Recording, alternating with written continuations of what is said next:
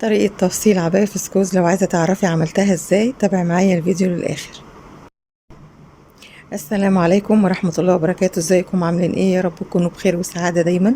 قبل ما نبتدي الفيديو نسمي الله ونصلي مع بعض على النبي يا جماعة. اللهم صل وسلم وبارك على سيدنا محمد وعلى آله سيدنا محمد وصحبه وسلم. النهاردة هنعمل مع بعض العباية الفسكوز القمر اللي انتوا شايفينها دي. تمام كده. القماش المستخدم معايا القماش الفسكوز، جايبة منه 1.5 متر. والركامة اللي معايا ديت حوالي متر. تمام كده. هنعملها بطريقة يعني تفصيل غير الطريقة اللي هي المعتادة يعني للعباية الفسكوز. يعني هنعمل شكل كده تغيير شوية. وادي الركامة اهي بالشكل اللي انتوا شايفينه ده اهو. تمام. ده حوالي متر اللي معايا. الحمد لله بلا سبب، الحمد لله بلا طلب، الحمد لله بلا عدد، الحمد لله حتى يرضى الله لا